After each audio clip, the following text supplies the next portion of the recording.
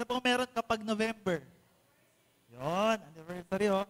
Kumbaga, this month po, sineselebrate po natin yung anniversary po natin. And this year, nagse-celebrate po tayo ng 22 years. Yan. So bago po tayo dumako dun sa pag-aaral ng salita ng Diyos, siguro po tumayo po tayo lahat. Sige po, tumayo po. Yan. Tapos, ang gagawin po natin ganito.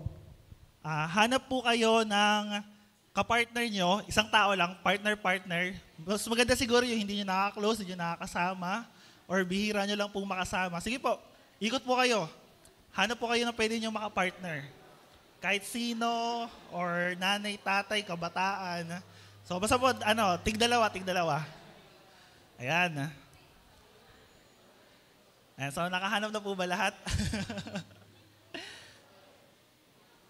Ayan, so halos na ito, meron naman. So ganito po gagawin natin, simple lang. Yung kasama nyo po na yan, yung kapartner nyo po na yan, ipag-pray nyo lang po. Kumbaga, i-bless nyo po sila kung... Hello, ayan, i-bless nyo po sila spiritually, physically, emotionally, finances. So tara po, sabay-sabay po tayong mag-pray. I-bless nyo po natin yung bawat isa. Pagpalain po natin. Yes, Lord. Amen. Hallelujah.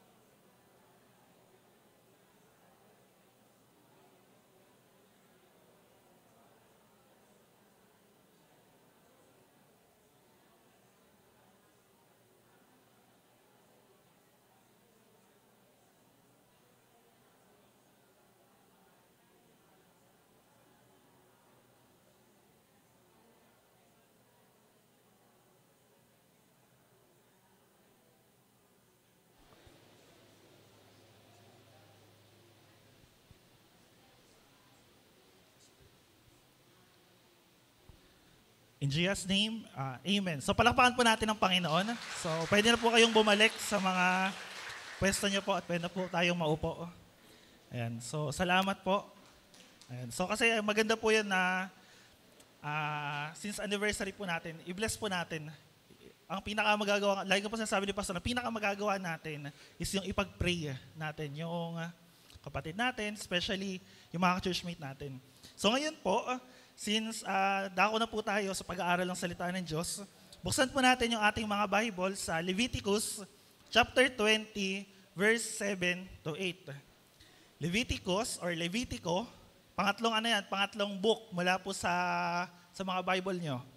Genesis, Exodus, Levitico. Yan, Leviticus chapter 20, verse 7 to 8. Ayan, so kung nandiyan na po kayo, basahin ko na po, samahan niyo po ako. Sabi rito, italaga ninyo ang inyong mga sarili at kayo'y maging banal, sapagkat ako ang Panginoon ninyong Diyos. 8, tuparin ninyo ang aking mga tuntunin at isasagawa ang mga iyon. Ako ang Panginoon na nagpapabanal sa inyo. Basahin ko po ulit. Italaga ninyo ang inyong sarili at kayo'y maging banal, sapagkat ako ang Panginoon ninyong Diyos. Tutuparin ninyo ang aking mga tuntunin at isasagawa ang mga iyon, ako ang Panginoon na nagpapabanal sa inyo. So tayo po yumukot manalangin.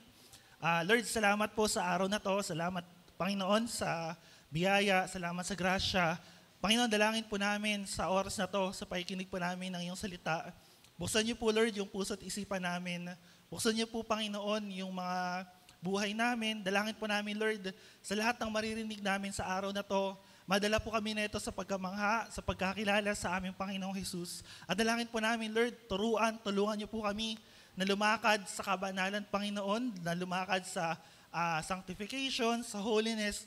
Ang dalangin namin, Lord, sa maririnig namin na salita, madala kami na ito, Panginoon, sa pagkakilala sa inyo, sa pananampalataya, sa tunay na kaligtasan. At dalangin po namin, Lord, na ikaw po yung mataas at maparangalan sa araw na to. Salamat po, Diyos. Salamat, Panginoon. Ito pang aming dalangin. Sa matamis na pangalan ng aming Panginoong Jesus, Amen. Ayan, so palakpakan po natin ulit si Lord. Ayan, so binigyan ko po ng title, simple lang, Set Apart for God. Yan. Kumbaga, mamaya, lilinawin natin bakit yan yung title, Set Apart for God. Kasi ang pinaka-tema po natin, especially this month, or yung binaba nga po mula kay Pastor Ruben, ay yung holiness or yung kabanalan. So, yung holiness or yung kabanalan, meron po yung mga kahulugan especially sa language nila, and di lang po isa yung kahulugan yan. Pero kung titignan po natin sa English version ng Leviticus chapter 20, paki-flash po. Yung English version muna. Ayan, so sabi rin sa English version, verse 7, consecrate yourself, therefore, be holy, for I am your God. Keep my statutes and do them. I am the Lord who sanctifies you. So, kumbaga, yan lang po yung pafofokusan natin sa araw na to. Yan lang po yung magiging topic natin. And para mas makita po natin to, sabi nga po ni Pastor last week, nagbigay po siya ng yung meaning or yung kahulugan ng holiness or ng pagiging banal. Ay, pakita po. Next po. Ayan. So yung holy, tatlo po yung kahulugan niyan sa Bible. Una po, set apart. Yung pangalawa is godly. And mga Diyos sa pumumuhay. And yung huli is yung pure or malinis. Walang dungis, walang batik. So kumbaga, pag tinignan po natin ng Bible, yan lang po yung ibig sabihin ng holy. Wala na pong iba. Pero although sa mga author, nag-iiba-iba po sila. Pero yung pag sinabi pong kabanalan, pag sinabi pong banal, dito lang po umiikot sa tatlong definition na yan. Yan lang yung pinakakahulugan niyan sa Bible. And pag tingnan natin itong Leviticus, isa lang po yung sinasabi nito, or isa lang yung message na pinapakita niya, holiness. At kapag tingnan din po natin to, yung holiness na ginamit dito nung author, si Moses, yung kahulugan ng holy ay set apart. Pag tingnan po natin yung mga katulad na na definition, set apart, sacred, dedicated, devoted, yung iba. Kumbaga doon umiikot yung buong book ng Leviticus. Ngayon, para mas makita natin ng maigi, tingnan natin yung background. Ano ba yung Leviticus? Or ano ba bakit may Leviticus? Pag tingnan po kasi natin itong Leviticus at hindi po natin naiintindihan kung bakit siya nasulat or binasa natin, may kita nyo po dyan puro batas. Ganito yung gawin nyo, ito yung gawin nyo, ito yung marumi, ito yung malinis, ganito yung pananambahan nyo. Kumbaga, dito naglagay si Lord ng specific set of rules kung paano siya sasambahin or ano yung gagawin ng mga Israelita para maging banal at malinis sa kanyang harapan. Or para makita ng ito yung susundin nila. Kumbaga, literal na specific talaga. Ngayon, yung word na Leviticus, ano ba next? Paki-next nga po. Yan. Para makita nyo po ng maintindihan nyo. Yung Leviticus na yan, ang pinaka-topic niyan, yung mga Levita, yung mga Levites. Yung mga Levites, pag tinrack back nyo yan sa history, may kita nyo yan, galing sila sa tribo ni Levi or nung anak ni Jacob. Kasi di ba 12 tribes. 12 yung anak niya, hinati sa 12 tribes, kasama sila Judah, Ephraim, sila Gad, sila Manasseh, kasama si Levi doon. And yung mga Levita na to, nung time ni Moses, ang isa sa mga pinakamatanda sa kanila, isa sa mga ginamit ng Lord na galing sa tribe ni Levi, si Aaron. So, nai-gets nyo po, medyo familiar na kayo sa background.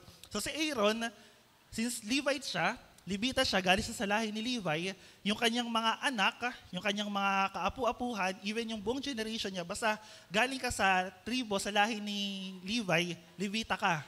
And kapag Levita ka, meron kang specific na ginagawa. Yung mga Levites po kasi, ang trabaho nila, simple lang. Sila yung gumagawa dun sa templo or sa tabernakulo. Nung time kasi na to, tolda pa yung meron sa kanila, yung tent. Kung naalala niyo po yung picture ng templo, di ba, nahati yung templo sa dalawa. Dakong kabanal-banalan, tsaka dakong banal. Ganon din yung itsura ng templo, ay nung tolda. Ngayon, nung time na nasa bundok ng Sinai, dito sa gitna yung tolda, tapos sa paligid nun, nandun yung mga Israelita, yung 12 tribes. Tapos yung mga Levita, nakapaligid sila dun sa mismong tolda, sa mismong templo. So kumbaga, yung mga Levita, isa lang yung role nila. Pag pinanganak ka na Levita, ang role mo maglingkod sa templo or maglingkod sa tolda. Pero meron pinipili dyan, pinakapunong pari, mga saserdote, tapos yung the rest ng mga Levites, ang role nila mag-assist doon sa ginagawa ng mga pari tsaka ng mga Levita. So kung makikita natin, tong Leviticus, simple lang ang pinaka-main focus nito, yung mga Levites, yung mga Levita. Kumbaga, binigyan sila ng set of rules ng Lord, ito yung gawin nyo to, pag sumasamba kayo sa akin, ito yung gawin nyo. Kasi bakit? Yung mga Levita, pinili sila para maglingkod sa templo. Now, ano yung correlation nito sa atin? Di ba naalala niyo po, pag madalas sinasabi rito, tayo pinili ni Lord. Siya yung pumili sa atin. Tayo ay, sabi ng 1 Peter, tayo ay lahing, maharlikang pari, ay maharlikang lahi, bayang pinili. So kung tayo po yung mga mananampalataya, tayo yung mga Kristiyano, sinabi natin na nampalataya kay Kristo, tinanggap ko siya bilang Panginoon at tagapagligtas ng buhay ko, simple lang, pinili ka ng Diyos. At kung pinili ka ng Diyos, may kailangan tayong gawin. At katulad nito ng mga Levita, sa Leviticus, meron silang specific rules na kailangan nilang sundin. Meron silang utos na sinusunod. Although sa atin, yung 10 Commandments, kinumpres, di ba, kinumpres sa dalawa. Mahalin mo si Lord, buong isip, buong lakas, buong puso, buong kaluluwa.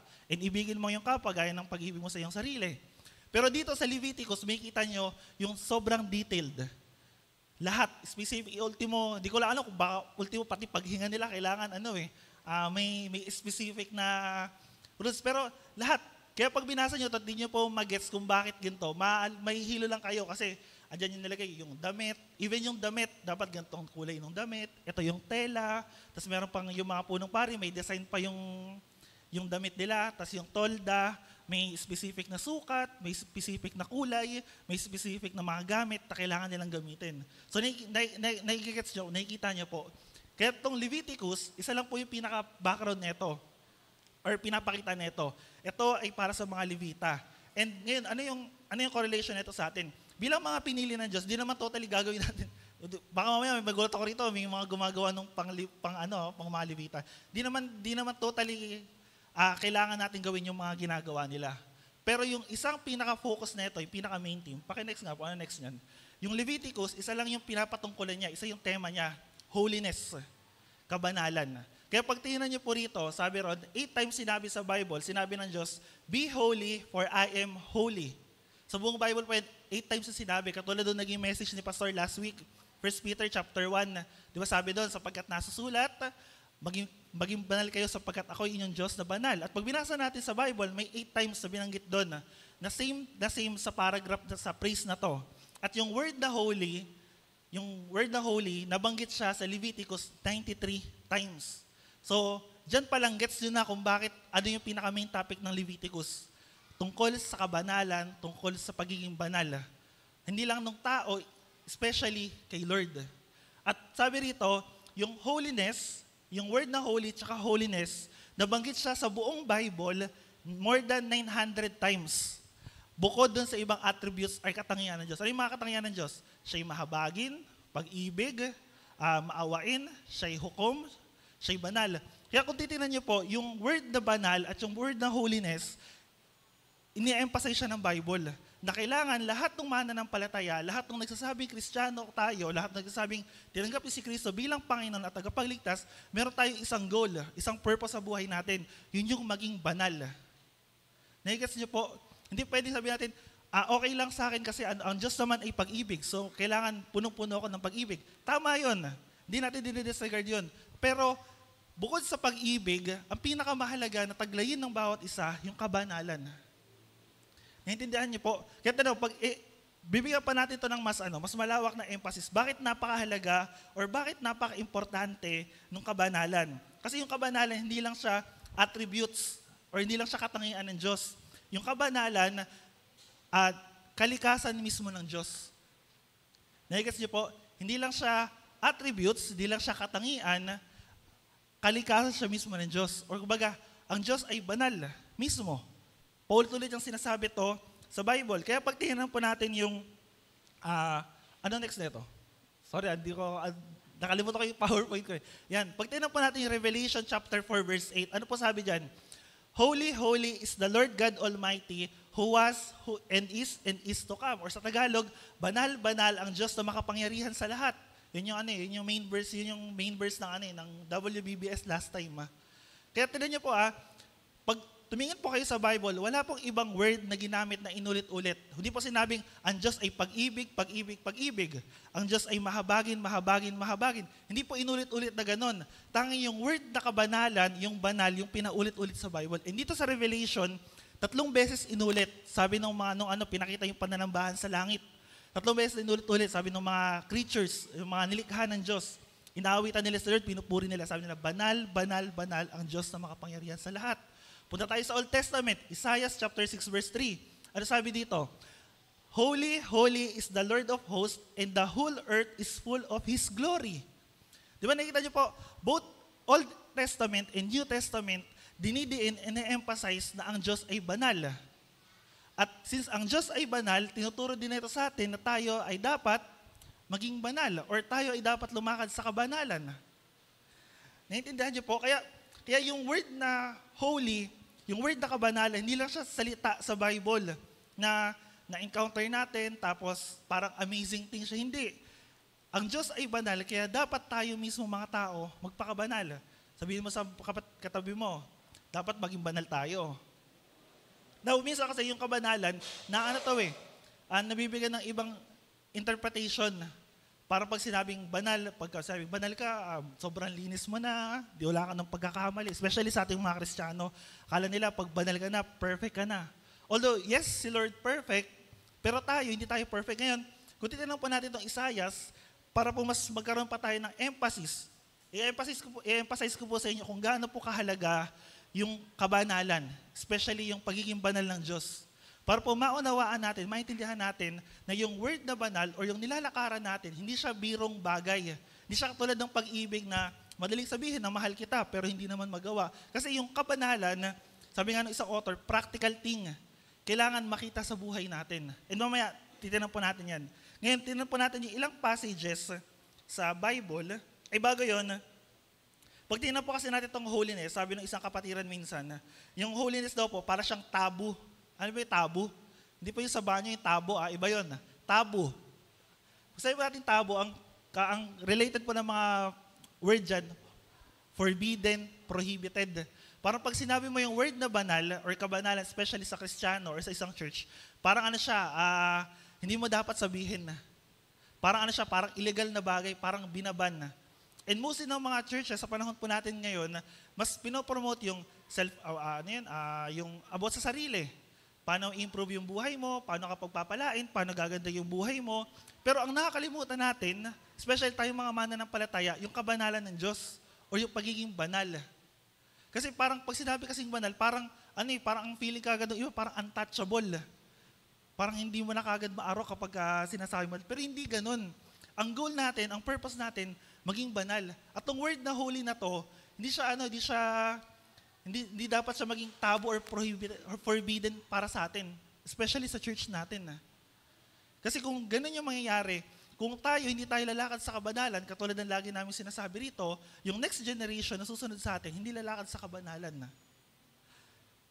Kaya nga minsan, di ba, yung mga kasalanan, especially pag nababanggit sa church, by the way, clarify ko lang po sa inyo, matakot po kayo kapag ang church or yung mga nagsasalita po sila tuturo sa inyo, hindi na ina-address yung kasalanan or hindi na binabanggit. Alam niyo po kung bakit? Kasi the moment na hindi po i-address or sabihin, banggitin yung kasalanan, especially yung kabanalan ng Diyos, isa lang po ibig sabihin nun, wala na pong accountability or wala nang pagtutuwid. Ibig sabihin, okay na sa atin na kung ano yung mali mo, tanggap ka na namin. Now, anong pananaw yun? Pananaw ng mundo. Kung ano ka, kung sino ka, tanggap kita. And hindi ganun yung Bible. Ang tinuturo sa atin ng Bible, maging katulad tayo ng Diyos, maging katulad tayo ni Kristo. Kaya kung ganun yung magiging pananaw natin, ganun yung magiging mindset natin, baka hindi na tayo nalalayo sa mundo. Kasi yung word na holy, set apart, ibig sabihin, meron ka dapat pagkakaiba. Nakabukod. Mamaya, i-elaborate natin yan. Pero napakahalaga nun na makita sa atin yung pagkakaiba. Naalala ko, sabi ko sa kapatiran minsan, yung word na Christian po kasi sa panahon natin ngayon, para siyang cliche. Para siyang gasgas na gasgas sa salita na. Makita ka lang ng tao na may word, may Bible verse sa damit, Christian na agad. Makita ka lang ng pupunta sa church, Christian na agad. Makita ka lang ng tumutugtog sa church, Christian na agad. Now, ang tanong, talaga bang Kristiyano na yon or Kristiyano ka na? Kasi ang tunay na Kristiyano, lumalakad sa kabanalan. Ang totoong Kristiyano, lumalakad sa katapatan, pagsunod sa Panginoon, pagsunod sa Diyos, sa kanyang mga utos. No, hindi siya parang legalistic in a way.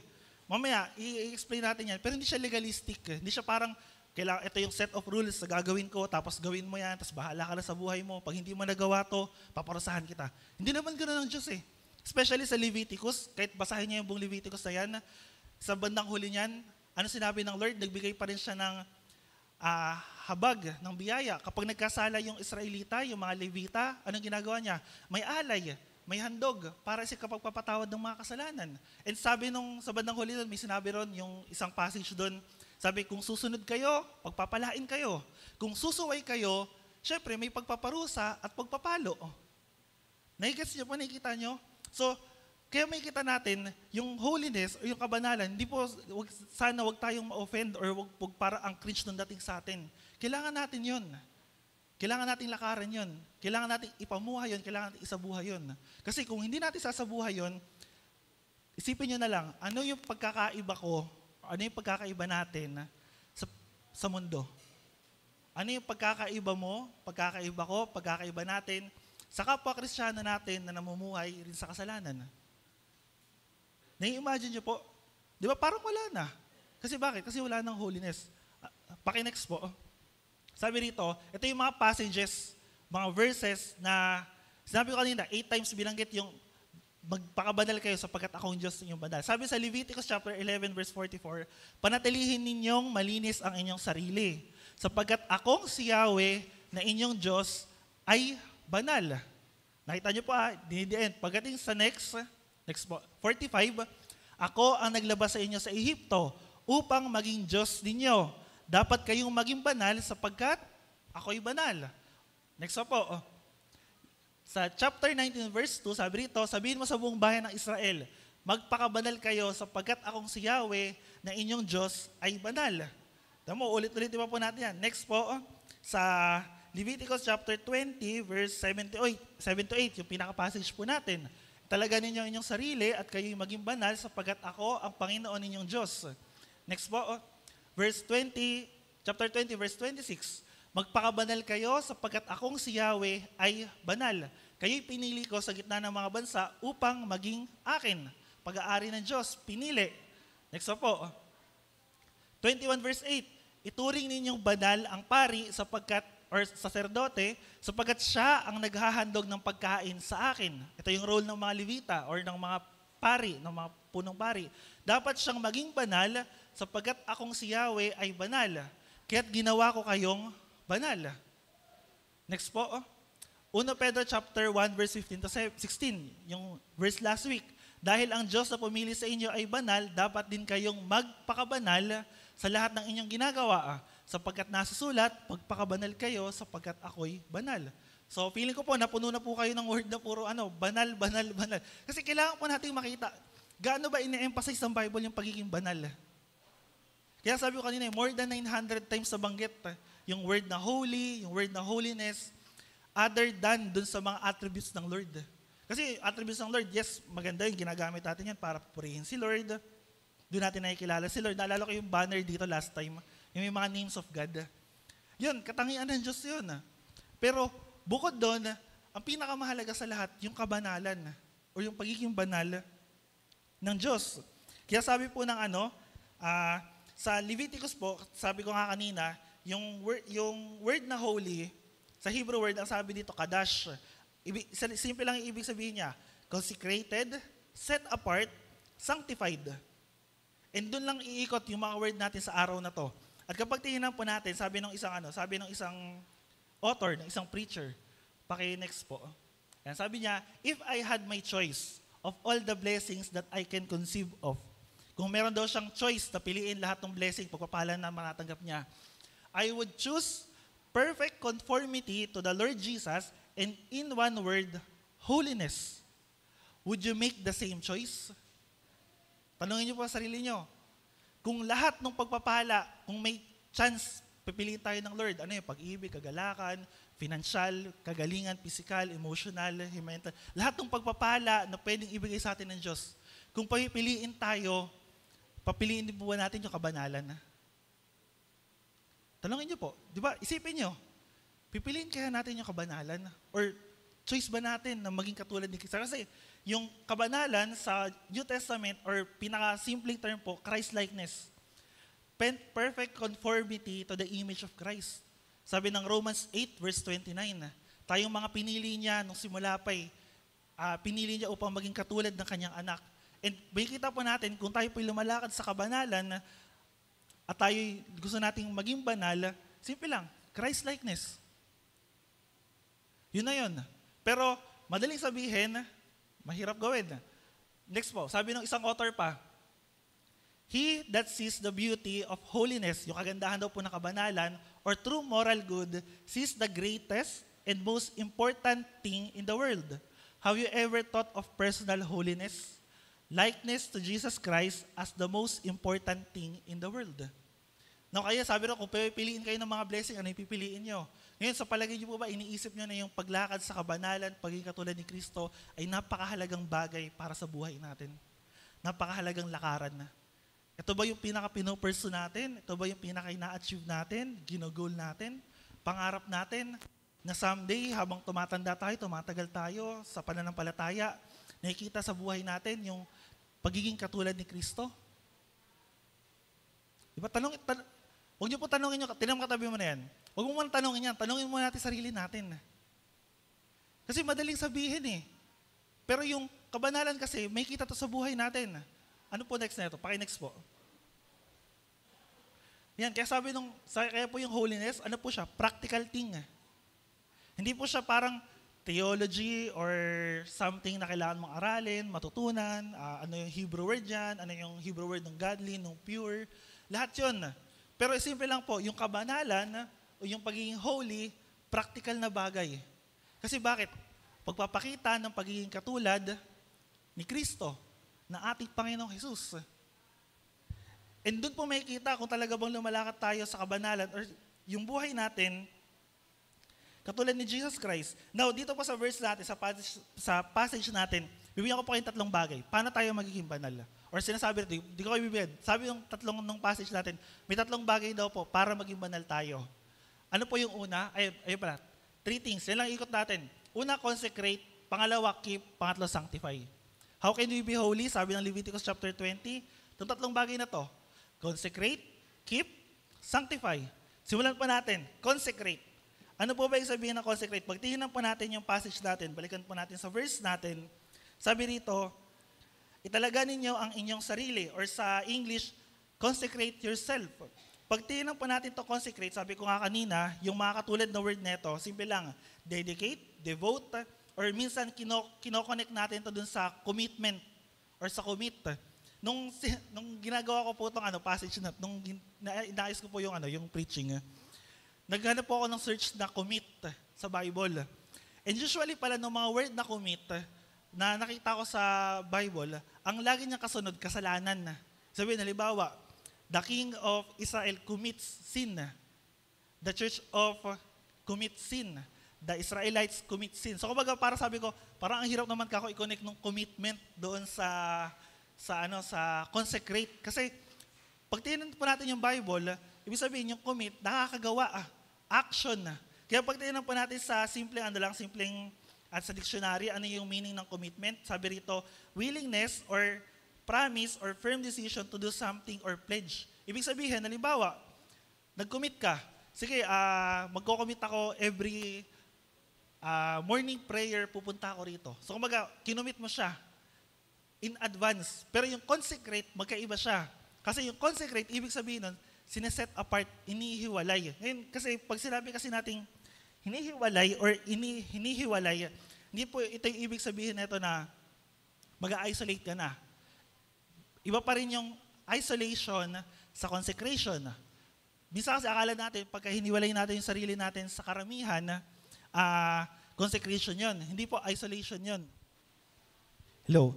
Isolation yon, especially kung mas Pinipili nating lumayo na lang or mag-disconnect sa mga tao sa paligid natin. Isolation yon. Ngayon yung consecration, ano yon? Binubukod natin, sineset apart natin. Bakit? Para sa mas meaningful na purpose, na reason. Kaya yung consecrate or yung set apart, inihiwalay. Katulad ng Diyos, ang Diyos po ba nakakasama natin? Ang Diyos po ba ay kapiling natin? Sabihin natin, oo ngayon, kasi di ba, through Holy Spirit.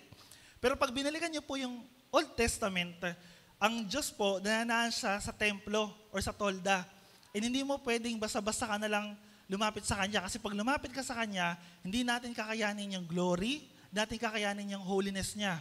And usually nga sa Bible, lahat ng may mga ginagawa, lumalapit sa Diyos, ibig niyo mahawakan lang yung kabanong tipan, namamatay. Pero sa panahon po natin ngayon, dahil po sa Banal na Espiritu, sa Holy Spirit, kaya nagagawa natin lumapit sa Diyos. Pero noon, di po natin basta-basta magagawa. Even yung pagbanggit ng word na Yahweh or yung word na sa Hebrew, yung YHWH, hindi nila pwede basta-basta sabihin yon. Pag sinabi nila yon at may kasalanan sila, mamamatay sila. At kapag binalikan natin tong Leviticus, nagbigay ng rules ang Lord, kapag hindi ka sumunod, mamamatay ka. Yung isang example na ito sa Leviticus chapter 10, kaya ko lang naalala yung dalawang anak ni Aaron, si Nadab at si Abihu. By the way, yung mga Levita rin pala, kinoconsider sila as bilang worshiper. Kasi sila yung nag-aalay, naghahandog.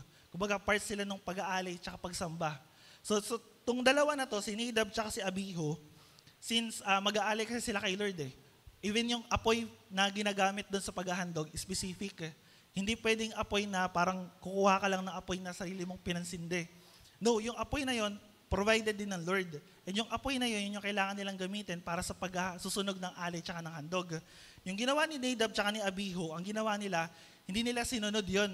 Kumbaga, nag-create sila ng ibang apoy. Or sabi sa English version, strange fire. Na ang naging reason, dahil hindi sila sumunod, ano naging bunga nun? Kinain sila ng apoy. And in the end, namatay sila. Nakikita niyo po, kung sa panahon po natin, hindi ka lang sumunod, baka bigla tayong bumagsak ka. Pero hindi naman kasi ganun ang Lord. Lagi siya nagpo-provide. Lagi siya nagbibigay ng chance, ng way. Isa sa mga example nito para mas makita po natin kung gaano kahalaga yung pagiging banal or yung consecration. Paki-next po ng slide. Ayan. Tingnan niyo po. The Sabbath was holy because God set it apart for His people. Kung maalala niyo po sa creation, yung ika-7th day, di ba? Inilaan ng Diyos yung 7th day, yung sa panahon natin, ginagawa natin Sunday, or alam po, ang 7th day sa calendar, Saturday. Pero ito kasi panambahan natin, araw ng pamamahinga, or ito yung Sabbath natin, sinet apart to ng Lord at ito'y tinuri niyang banal.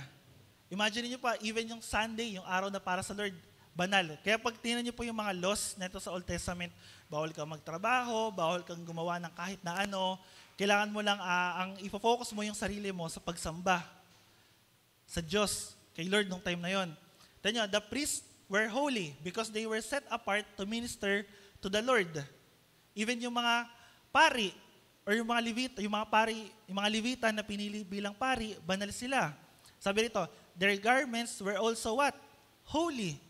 Banal. And sabi rito, could not be duplicated for the common use. So hindi pwedeng gayahin lang basta-basta na, halimbawa, ang suot mo ngayon ay checkered na pula, parang suot ko, tapos gagayahin mo na mag-checkered na pula ka rin. No, hindi. Even yung mga gamit, yung mga damit nila, specific, para yun sa pagsamba kay Lord. Ano pa? Pinakauli, even yung tithe na nilalagay, na binibigay ng mga Israelita ay banal din. Kasi bakit? Nakaset apart. Tingnan natin, especially itong mga example lang na to. Tingnan natin, kung tayo ba ay lumalakad sa kabanalan or kinoconsecrate ba natin yung sarili natin? Kasi imagine, tingnan niyo po yung Sabat, yung araw ng pamamahinga, nakalagay yung sa 4th commandment sa Exodus chapter 20. Sabi, huwag mong kakaligtaan or huwag mong kakalimutan yung araw ng pamamahinga. Tayo po yung Sunday, para saan po natin nilalaan yung Sunday? Nilalaan po ba natin sa pagsamba, sa worship, or pag may mga bagay na urgent?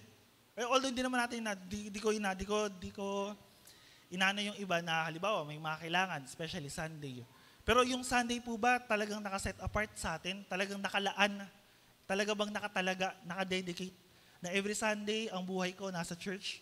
Yung Sunday, yung buong araw na to, i-dedicate ko, itatalaga ko, ilalaan ko para kay Lord, para sa kanyang ministry. Although minsan may mga emergency, pero yung common, yung pinakamadalas. Next, yung priest or yung holy, sabi ng Bible, tayo po yung mga pari, pinili tayo ng Diyos. Yung buhay po ba natin, inilalaan natin, itinatalaga natin para kay Lord, para sa Kanya, or kung pag nandito sa church, mabait, pag nandito sa church, banal, pero pag nasa labas na, nasa trabaho, nasa school, ano na yung buhay natin, ano na yung ano. Parang one day Christian daw, sa Sunday, banal. Pagka the rest of the week, hindi na. Sunday, buhay natin, even yung, naalala ko nung before, nung medyo bago-bago pa ako, pag pumasok ka na sa worship team or sa place and worship, lagi ina-emphasize na every time natatayo ka, suotin mo yung pinaka-the best na damit mo. Sabi, diba, dapat nakapolo ka, polo shirt, yung formal man lang tingnan na. Kasi pag tumayo kayo rito or pag tumayo pa tayo rito or nakadelegate kayo, inilalaan natin yung talento, oras, panahon, lakas para kay Lord. And pag tumatayo tayo rito or humaharap tayo kay Lord, nanambahan tayo, humaharap tayo sa Diyos na buhay, na makapangyarihan sa lahat. Even po ba yun, nilalaan natin? Although hindi naman siya, sa iba kasi parang ang dating parang dogmatic na, paano pag wala akong masuot? Paano kung t-shirt lang yung suot ko? Or paano kung sando lang, nakatsinelas ako? Hindi naman natin dinidiscriminate yun. Okay lang sumamba kayo ng, kung wala ka talagang masuot, okay lang, walang problema doon. Pero halimbawa, matagal na tayo. Or meron ka naman pala talagang susuotin na maganda, na pwede mong gamitin sa pag-attend. Kasi even dito yung damit ng mga pari, banal. At hindi pwedeng basta gamitin na sa common use. And even yung tithe. Although hindi naman natin sinasabi na kailangan, dapat 10%, ganito, ganyan. O yung ibang church kasi hindi nagtuturo ng 10%. Ang tuturo nila sa panahon natin yung offering. Pero yung pagbibigay kay Lord, yung pagbabalik sa Kanya, nakaseparate ba yun? Or pag nagipit, saan daw? Sa patalim kumakapit. Kumbaga, hindi natin maibigay, hirap tayo. Napatunayan ko sa buhay natin bilang Kristiyano, yung pagbibigay sa Lord, yung 10% man yan, 20% man yan, kapag hindi tayo nanay sa maliit na halaga, ultimo piso man yan, may hirapan tayo magbigay sa malaking halaga.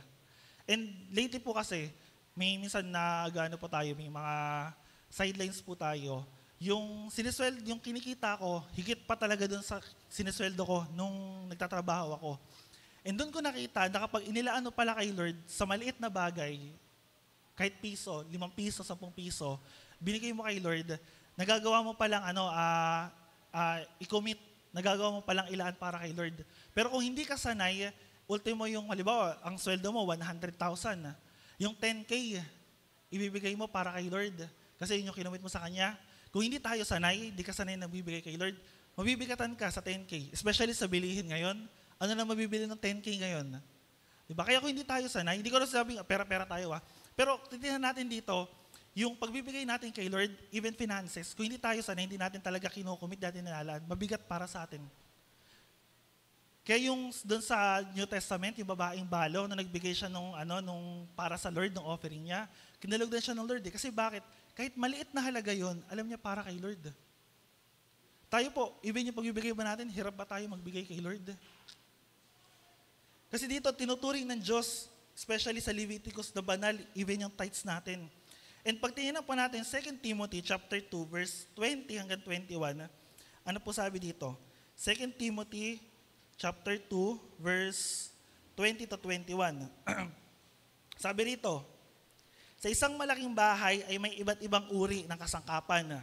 May yari sa ginto o pilak at mayroon namang yari sa kahoy o putik. May ginagamit para sa tanging okasyon at mayroon namang pang-araw-araw. Baga parang utensils to sa bahay nyo. Ang sino mang lumalayo sa kasamaan ay katulad ng sisidlang natatangi, malinis at karapat dapat gamitin ng may-ari para sa lahat ng mabuting gawain. Or sa English, set apart as holy. Tinulad tayo sa mga gamit. Nalala ko nung malilit kami, si Mama, nagtatago siya ng mga, yung, alam niyo yung mga magagandang tasa, plato. Yung clear tapos yung may mga ukit-ukit. Ginagamit yan usually kapag may mga bisita, di ba, doon mo pinapakain, doon mo yung plato, nilalabas mo, lahat ng magaganda. Kasi bakit? Kasi may bisita or may okasyon. Now, tinulat tayo dito, kung yung buhay daw po natin, kung nilalayuan natin yung kasamaan, yung kasalanan, para tayong mga gamit na nakalaan para dun sa mas magandang gawain, sa mas magandang okasyon. Di ba, di ka na magagamit ng magandang baso sa sa pang-araw-araw eh. Kasi paano pag nabasag? Paano pag nasira? Di sayang yung pinambili mo. Nalala ko ganun si mama nun, kaya yung mga gamit namin nun, yung mga pangkusina, pangbisita, nakatago yun sa cabinet niyo eh. Tapos inaalikabukan, ilalabas lang kapag kami darating. And itinulad tayo rito, yung pagiging banal, yung pagiging set apart, parang ganun. Kailangan, nakabukod. Hindi ibig sabihin nun, lalayo na tayo, hindi ibig sabihin nun, lalayo ka na sa kaibigan mo, hindi ibig sabihin nun, lalayo ka na sa kaklase mo, hindi ganun. Pero ang tinutukoy dito, makita sa buhay natin na lumalakad tayo sa sinasabi sa salita ng Diyos. Kung maganda ka bukod, even yung pananaw, even yung mindset, even yung mga ginagawa mo sa pananalita. Katulad ka ba ng mga kaklase mo, ng mga katrabaho mo, katulad ba tayo ng mga tao sa mundo? Or pag may nang away sa atin, sige, pag-pray na lang kita. Or may nanirang puri sa atin, sige, pag-pray na lang kita. Or pagka may nanirang puri, ipopost mo sa social media, sasabihan mo, ibabash mo, sabihin mo ng masakit na salita. Or pag may nang away sa'yo, tara, away na lang tayo. Kasi sinabi ni Lord sa New Testament, sa Matthew, kung may sumampal daw po sa kanan natin, ano sabi? Iharap natin yung kaliwa. Ginawa natin, pag may sumampal sa atin, anong gawin mo? Kukuha ka ng kahit na anong makuha mo, tsaka iyahampas mo ulit dun sa sa umawis. Di ba? Totoo yun, reality. Ganun tayo. Pero kung gusto natin lumakad, katulad ni Kristo na may kabanalan, ano yung sinasabi ng Bible? Ano yung tinuturo ng Bible? And honestly po, pag topic po natin yung kabanalan, masakit po talaga siya. Pag every time po na tumatayo ako rito, sabi ko, Lord, patawarin niyo po ako kung may masasabi ako mga hindi magaganda, may masasabi ako masakit, especially sa kapatiran. Pero yung salita po kasi, kung hindi natin to sasabihin, hindi natin to malalaman, sino magsasabi sa atin? Ang mundo, ang sasabihin lang sa'yo ng mundo, yung mga bagay na gusto niya lang malaman mo. Yung mga bagay na masasarap, bagay na masasaya para sa'yo. Yung mga bagay na pang makamundo, kasalanan. Yun yung ituturo sa atin ng mundo. Kaya sabi ng 1 Corinthians chapter 15, verse 33, ano po sabi dito? Huwag kayong paloloko, ang masasamang kasama ay nakakasira ng magandang pag-uugali. Pag tinuloy po natin sa 34, magpakatino kayo at talikuran ang pagkakasala. Ang iba sa inyo hindi kilala ang Diyos. Sinasabi ko ito upang mapahiya kayo. Di ba, itong Korinto na to, nag-aaway-aaway sila. Sila mismo magkakapatiran, nagkakagatan, nagkakasuhan, division, pagkakabahagi, paninirang puri, lahat ng uri na kasalanan na pwede natin nasa Korinto. Kaya sabi rito ni Pablo, kung yung kasama natin, hindi maganda yung ugali, ano mangyari sa atin? Hindi maganda. Pwede sabihin natin, sa simula lang naman, okay lang naman, mabait lang naman ako. Pero pag the moment na nakaka-jive mo na sila, nakakasabay ka na sa kanila, nangyayari. Diba, halimbawa, sa mga prutas, sa kamatis, maglagay ka ng isang bulok na kamatis doon sa isang lagayan na punong-puno ng bagong kamatis, ano mangyayari? Mabubulok ko. Ganoon din po sa atin. Kung tayo po yung sinasamahan natin, yung nasa circle natin, ay hindi magaganda yung ugali or makamundo, kalaunan, magiging makamundo rin tayo. Kaya nga sabi ng Lord, utos ng Lord, consecrate yourself. At pag tinignan pa natin ito sa Bible, yung mga word na consecrate, ibinubukod, pinakita ng Lord, lalo na every time nasasamba yung Israel sa Kanya. Sabi ng Lord, ilaan ninyo, italaga ninyo yung inyong mga sarili, ilaan ninyo yung inyong sarili para sa akin. Bukas, sasamba kayo. Practical po, kahapon, ano pong ginawa nyo before kayo sumamba? Excited ba kayo or parang katulad lang din ng mundo? Although hindi ko sasabi na sabi ko kanina, hindi natin kailangang i-isolate yung sarili natin. Pero i-check natin sino yung kasama natin. I-check natin paano yung pamumuhay natin. Next po, keep. Simple lang, keep. Kaya pag tinignan po natin yung passage natin, balikan po natin verse 8, sabi rito, tutuparin ninyo ang aking mga tuntunin at isasagawa iyon. Or sa English, Keep my statutes, my commandments, and do them. Now, paano natin makikip? Paano natin maiingatan yung salita ng Diyos?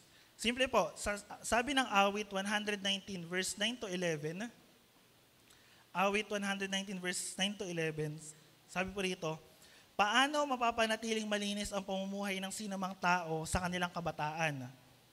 Sa pamamagitan ng pagsunod sa banal mong kautusan. Buong puso ang hangad kong sambahin ka't paglingkuran, huwag mo akong hayaang sa utos mo'y sumuway. Ang banal mong kautusan sa puso ko iingatan upang hindi magkasala sa iyo kailanman. Or sa English, I have treasured your word in my heart. Ngayon yung salita po ba ng Diyos, kinikip natin. Pag sinabing kinikip, hindi lang natin tinatago. Pag kinikip natin, ipinamumuhay din natin, nakikita sa buhay natin. Kaya simple lang yung Christ like this, simple lang yung paglakad sa kabanalan. Pagsunod sa salita ng Diyos. Dahil simple siya, mahirap siyang gawin. Tingnan niyo po, ano pa po? Sabi ng John chapter 14 verse 15. Ito, naging devotion kahapon sa praise and worship. John chapter 14 verse 15. Sabi ni Lord dito, kung iniibig ninyo ako, tutuparin ninyo ang aking mga itinuturo, ang aking mga utos.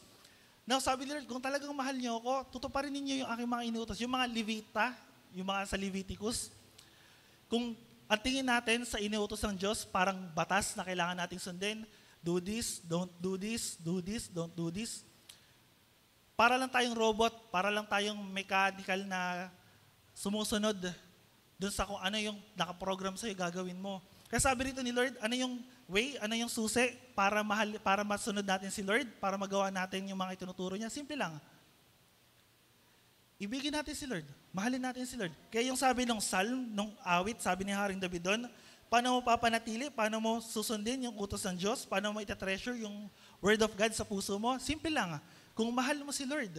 And pag binasa niyo po yung John chapter 14, yung verse 16, pag tinuloy niyo po rin, sabi ng Lord, yung context na ito, dadalangin ako sa Ama upang kayo bigyan ng isa pang tagapagtanggol, mga aliw or katulong, na magiging kasama ninyo magpakailanman. Siya ang espiritu ng katotohanan na hindi matanggap ng sanlibutan. Kaya't siya ay hindi nakikita, ni nakikilala ng sanlibutan. Ngunit nakilala niyo siya sapagkat siya'y nasa inyo at siya'y mananatili sa inyo. Now, yung Holy Spirit, wala nung nanampalataya tayo kay Lord, nasa atin na. And yung pag-ibig, yung bunga ng Banal na Espiritu, kagalakan, kapayapaan, katsagaan, nasa buhay na natin. Sabi nga ng Bible, ibinuhos na yung pag-ibig ng Diyos sa puso natin. Now, ano yung bagay na ngayon, paano natin masasabi na hindi natin kayang umibig, hindi magmahal? Paano natin masasabi na hindi natin kayang mahalin ang Diyos? Paano natin masasabi na hindi natin kayang lumakad sa kabanalan? Simple lang, kung hindi mo talaga mahal si Lord. Hindi mo kayang lumakad sa kabanalan, hindi mo talaga mahal si Lord. Kasi bakit? Yung pagmamahal nating mga tao, ganito, laging may hidden intentions. Laging may nakatagong motives. Yung pag-ibig ng Diyos, banal. At dahil banal yung pag-ibig ng Diyos, ito yung pinapakita niya. Tayo po kasi pag nagmahal tayo, may reason may dahilan na. Kaya minsan tanong ko rito sa ministry, bakit ka nag-ministry? Bakit ka nagpapatuloy maglingkod kay Lord? Kapag may problema ba, titiklop ka na kaagad? Pag may hindi ba magandang nangyari, mag-quit ka na kaagad? Kanino ka ba naglilingkod? Sabihin natin, kay Lord. Pero bakit ka umalis? Bakit ka sumuko agad? Kasi dahil sa tao, kasi dahil sa ganito, dahil sa ganyan. Ano ba sabi ng Lord? Ibigin natin si Lord. At kapag inibig natin si Lord, may ibig natin yung tao, yung kapatiran natin. Now, bakit mahirap gawin? Kasi baka hindi talaga natin totally mahal si Lord. Nagets niyo po? Kasi pag tingnan niyo yung John chapter 5, verse 1 John chapter 5, verse 2 to 3, sabi rito, ito ang palatandaang iniibig natin ang anak ng Diyos, kung iniibig natin ang Diyos at tinutupad ang kanyang mga utos. Pagdating sa 3, tingnan niyo po, ang sabi ng 3, sapagkat ang tunay na umiibig sa Diyos ang tumutupad ng kanyang mga utos. Sabi ron, hindi naman mahirap sundin ang kanyang mga utos. Bakit hindi mahirap sundin ang utos ng Diyos? Simple lang, kasi mahal mo si Lord. At kasi mahal mo si Lord, susunod ka. Pero kung hindi mo talaga mahal si Lord at yung pagmamahal mo, may something nakatago sa puso mo, mahirapan talaga tayong sumunod. Mahirapan tayong gawin yung pinapagawa ng Lord, mahirapan tayong lumakad sa kabanalan, mahirap maging katulad ni Kristo. Ganun lang po kasimple yun. At pinakahuli po, ano po yung pinakahuli?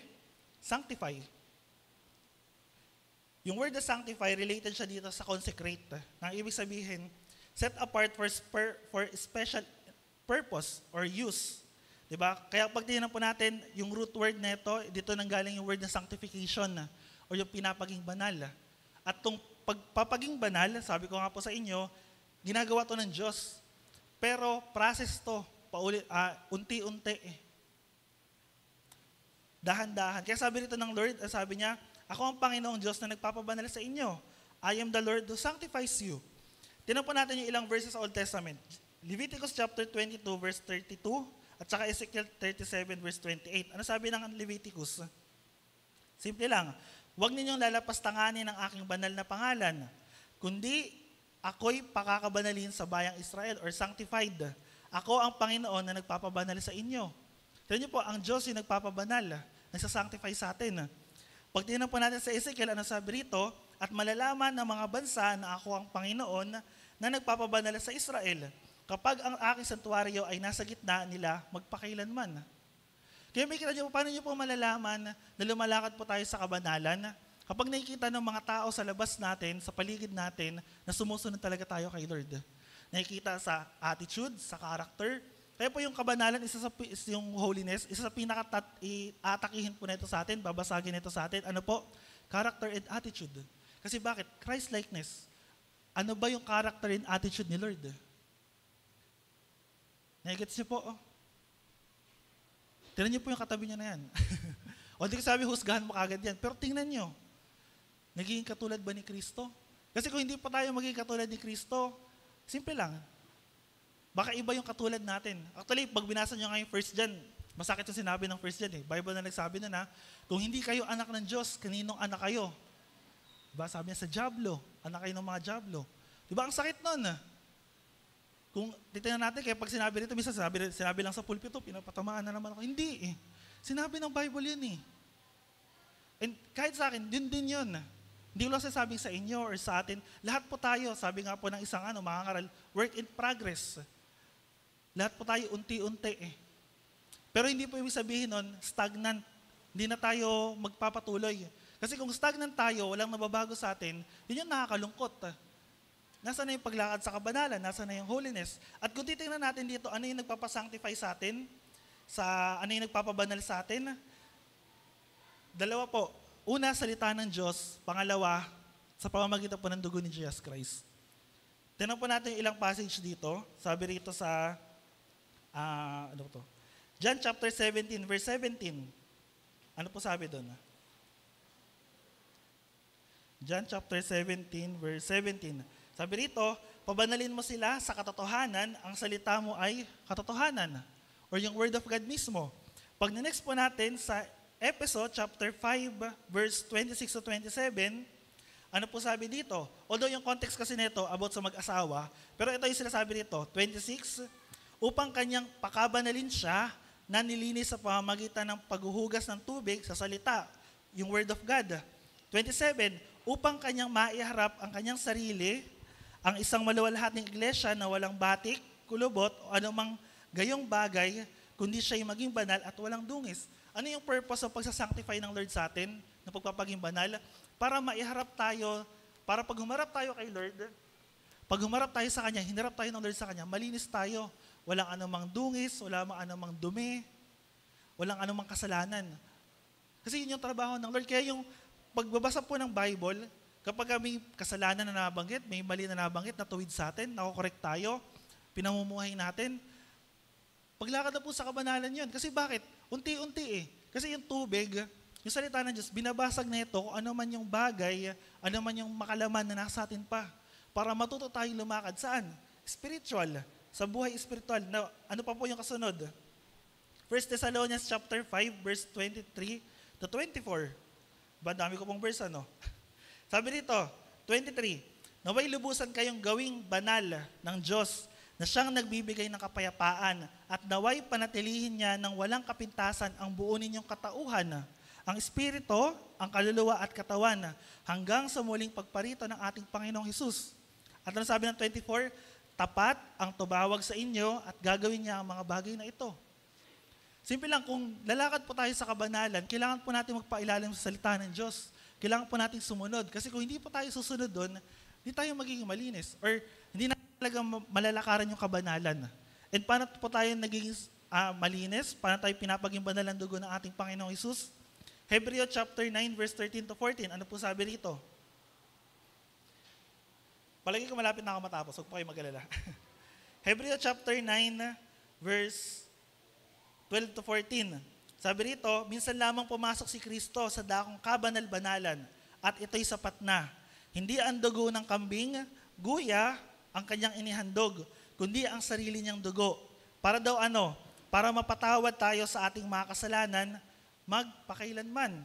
Pag tinuloy na sa 13, kung ang dugo ng mga kambing at toro at ang abo ng dumalagang baka ang iwiniwisik sa mga taong itinuturing na marumi, upang sila'y luminis ayon sa kautusan.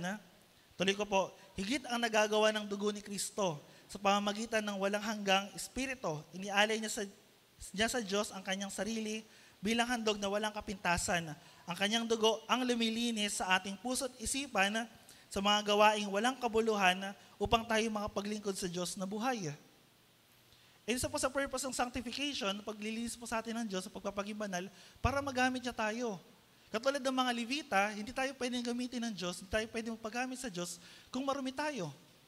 Kaya pag laging binabanggit ni Lord dito, every time matatayo siya, ni Pastor, every time matatayo siya, every time na may hinanakit siya, sama ng loob, ano ginagawa niya? Humarap siya muna kay Lord, nagpapalinis. Kasi kung haharap tayo kay Lord na hindi tayo malinis, na hindi tayo humingi ng tawad kay Lord, ano po mangyayari? Kung ano lang yung laman ng puso natin, yun lang yung sasabihin natin. Yun lang yung gagawin natin. Ano yung intention at motive ng puso mo, yun lang. Hindi siya out of love kay Lord. Kung ano lang yung meron sa'yo, yun lang yung sasabihin mo, yun lang yung ibibigay mo. At sabi ng Hebreo chapter 13 verse 12, ano po sabi rito?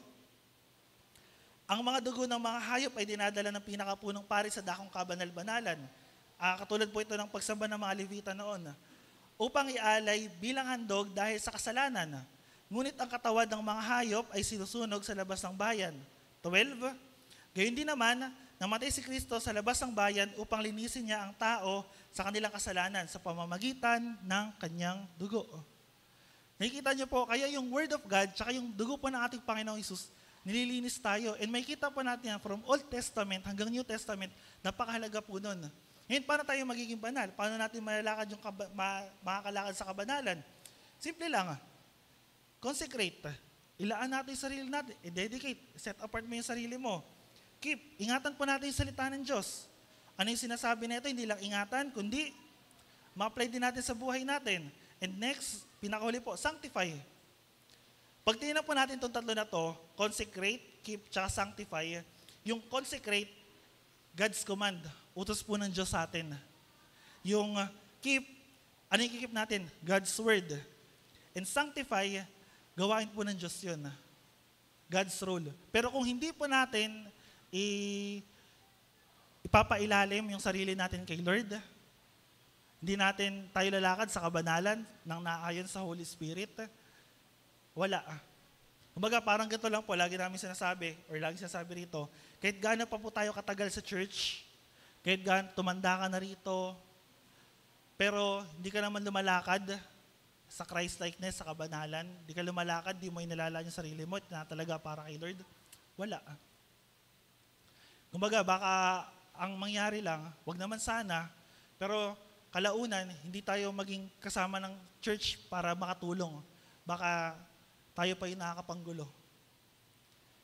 And nakakalungkot po yun. Kasi ang tawag natin sa isa-isa, kapatiran na. Parang pamilya. Pero hindi natin magawa. And yun po yung nakakalungkot. Bilang conclusion po, yung holiness, yung kabanalan, trabaho natin, tsaka ng Diyos. Ibig sabihin, gusto mo lumakad sa kabanalan, kailangan mong magpailalim kay Lord. Pag hindi ka nagpailalim, simple lang. Hindi mo talaga magagawa. Paki-next po neto. Ano next neto? Yan. Ito pa yung madalas sa atin naririnig sa mundo, or nakita ko lang. Cliché na yan eh.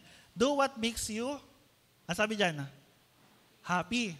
Gawin doon natin kung ano yung makakapagpasaya sa atin. Pero ano yung tinuturo sa atin ng Bible? Do what makes you holy. Hindi porket masaya yung ginagawa natin, ibig sabihin nun, nagiging way na yun para maging banal tayo.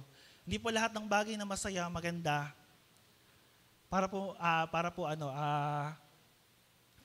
dinadala tayo sa kabanalan or pagiging katulad ni Kristo. And ano pa po yung next? Do what you love. Ito, madalas natin naririnig.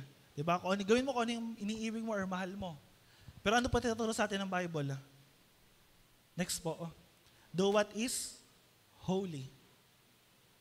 Gawin po natin kung ano yung nakakapagpabanal, nakakapagpalinis po sa atin. So pwede po ba tawagin ko yung praise and worship team and tayo pong lahat ay tumayo? Alam niyo po kanina, nung kinakanta po natin yung isa sa mga kanta, sabi ko, Lord, ano to eh? Specific eh. Para ka ako sa amin to eh. Para ka ako sa church. Para ka ako sa ating lahat to eh. And bago tayo mag-end, yung kinakanta natin kanina, hindi lang basta kantahin natin, pero makita sa buhay natin. Hindi lang makita sa buhay natin, maging desire ng puso natin. Pwede pa-flash ng lyrics kanina, yung lyrics ng Refiner's Fire, yung chorus. Check po natin. Ano po din sabi sa line 1? Ito yung Refiner's Fire, my heart's one desire. Now, yung kabanalan, since ito po yung tema natin, hindi lang siya maging my heart or hindi lang po sa atin. Siguro palitan po natin to. Hindi lang my heart's desire, but our heart's desire. Diba? Palitan na lang po. Refiner's Fire, our heart's desire. Our heart's one desire. Pa-next po nung linya, ano po sabi doon? Next po. Is to be holy. Set apart for you, Lord. Next po, ano next nung linya? I choose to be holy. Or pinili kong maging banal. Although si Lord talaga bibigay sa atin maging banal. Pero, pwede po natin yung I. Gawin natin we. We choose to be holy. Set apart for you, my master. Eh sabi nun sa uli, ready to do your will. And itong kanta po na to, although luma na siya, pero meaningful po eh. Especially lalo na pag gusto natin lakaran yung kabanalan. Gusto natin lakaran yung kabanalan, wag mong wala sa puso natin. Kaya sabi ko kanina, kung talagang mahal natin si Lord, gusto natin i-keep yung commandments niya, yung utos niya, simple lang mahalin natin siya. And yung pagmamahal na yon, yung desire na yon, hindi mula sa atin, galing din kay Lord. And yung paglakad sa kabanalan, si Lord din gumagawa. Kaya nga simple lang yung gagawin natin eh. Mahalin natin, ibigin natin si Lord. Tayo po'y umawit.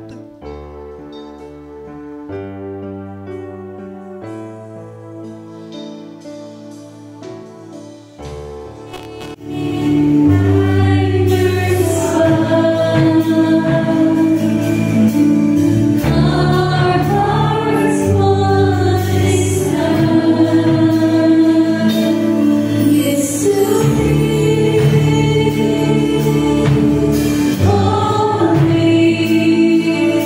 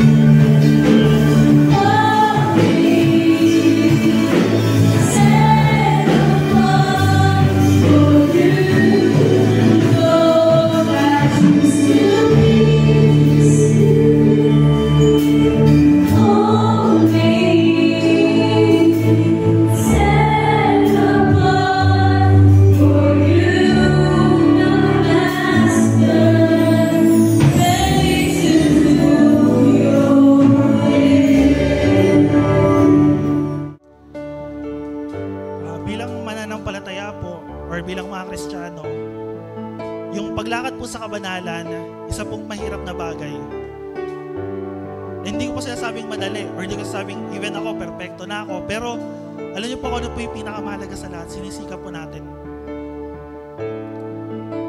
Hindi po pinipilit, hindi tinitiis, kumbaga sinisikap. Kasi kung sinisikap po natin, andun yung desire, andun yung pag-ibig natin, na Lord, gusto kong magpakabanal kasi banal ka. Lord, ano man yung mga pagkakamali, kasalanan, ano man yung character, attitude, na nais niyo pong baguhin sa buhay ko, Lord, tulungan niyo po. Kasi walang ibang tutulong sa atin kundi si Lord. Walang ibang, di natin magagawa to kung walang tulong ni Lord. Kaya po kung meron po tayo ritong kasalanan, meron pong mga pagkakamali, pagkukulang, nagawa, naisip, nasabi, na alam natin na nakasakit sa kapatiran, sa kapwa natin, sa mga tao sa paligid natin, at higit sa lahat, nakasakit kay Lord, hingi po natin ng tawad. At tapat po si Lord, na patawarin tayo sa ating mga kasalanan, at tapat din siya na yung kabanalan, malalakaran po natin. And ito yung dalangin natin, ito yung dalangin ko, dalangin namin, na tayong nandirito, lumakad sa kabanalan, lumakad sa pagiging katulad ni Kristo, conformity, kamukha ni Kristo. And kung alam mo sa sarili mo, alam mo na meron kang kasalanan, nagawa, tinago, una po, ihingin po muna natin ang tawad kay Lord. Hiningin po natin yung grasya niya, na Lord, tulungan niyo po kami. Hindi lang tayo, kundi tayo as a church. Hindi lang isa yung may desire, kundi lahat tayo desire natin ng lumakad sa kabanalan. Hindi lang isa yung pipili, kundi tayo rin. Piliin natin na sumunod kay Lord, maging banal. Lord, inilalapit ko po sa inyo ang church namin. Inilalapit ko po, Panginoon, ang bawat isa. Inilalapit ko po, Panginoon, magmula po sa amin ni Pastor, sa mga leaders, sa mga workers, sa mga members. Lord, ilagay niyo po sa puso namin yung pagsunod sa inyong mga salita. Hindi lang yung pagsunod, Panginoon, even po yung pag-ibig sa inyo. At yung pag-ibig sa kapatiran, Panginoon. At hindi lang yung pag-ibig, Lord, kundi, Lord, yung kabanalan. Malakaran po namin. Yung pagsunod sa inyo, yung pagsunod sa banal na Espiritu. Lord, linisin niyo po yung puso namin, linisin niyo yung isipan namin. Kabagat kaawaan niyo po, Panginoon, ang church namin. Dalangin ko, Lord, na samahan niyo po kami sa araw na to.